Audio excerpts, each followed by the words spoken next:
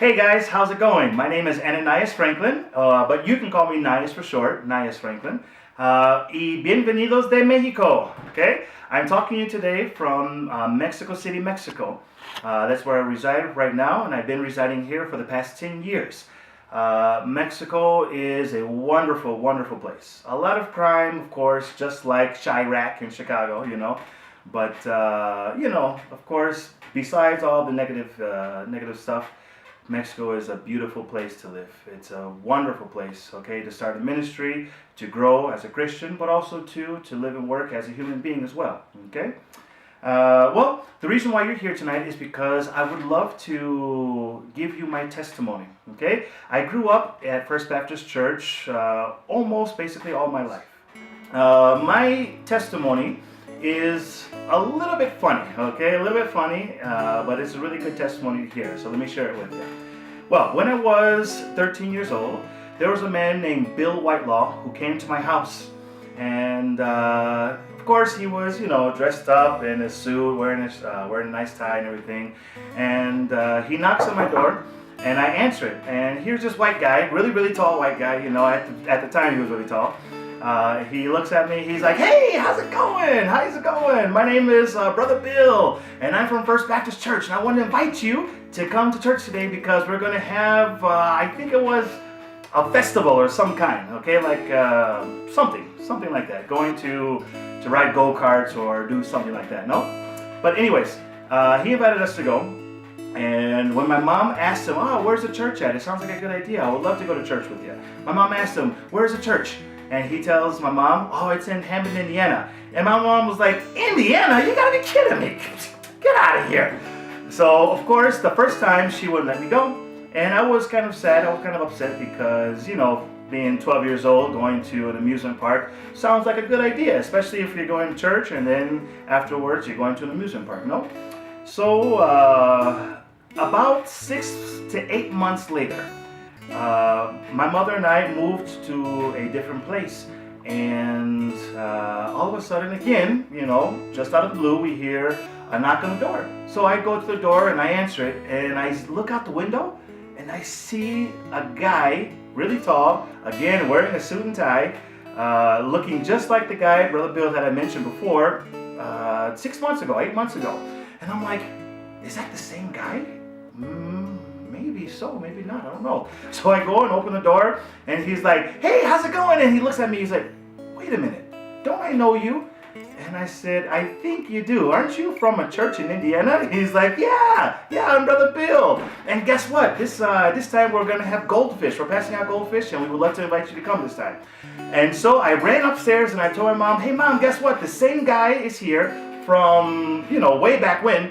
And he's again inviting us to go to church." Now remember, this was a different location. My mother and I and my brother, we moved to another part of the city. And I see this guy again after 8 months. So I told my mom all this, and she said, "Okay, Nias, I think you should go." And I said, "Okay, cool, but why?" And she tells me, she's like, "Well, the thing is that I think God is trying to call you. Or maybe God is doing something here and I don't want to interfere. So go ahead."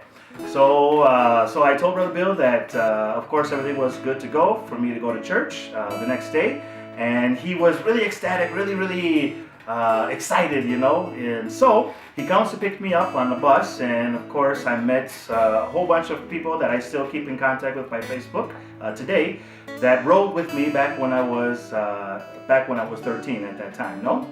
So anyways, we go to church, and I go to I think it was the D church, okay, the D bus ministry.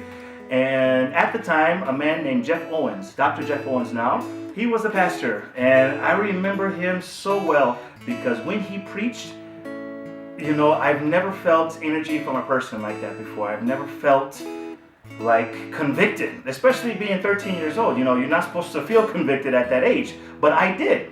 So, anyways, after the service, I raised my hand and I said, "Yes, I want to accept Christ as my Savior." And I was saved at that time, okay? And right afterwards, they took me to the old church building, which is Jack Howell's Auditorium, and I was baptized there. And after that, I was hooked. I was hooked on church, you know. I was hooked on Jesus Christ. Now, after all this, of course, being in college for 3 years, I met my wife. My wife's name is Perla, and of course, she's Mexican. And her and I basically fell in love. And after a while at college, she came back to Mexico, and we continued our relationship by long distance, almost for about a year and a half, I would say.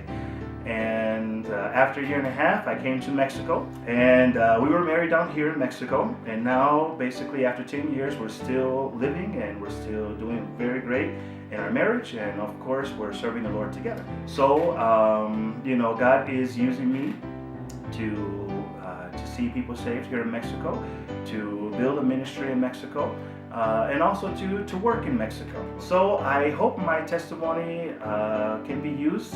I hope that my testimony was enjoying for you. And if you have the opportunity tonight to accept Jesus Christ as your Savior, then do it. So I challenge you tonight, if you don't know Jesus Christ, to accept Him as your Savior. And if you do know Jesus Christ, then what you need to do is to know Him personally, to get to know Him so that He can be your best friend.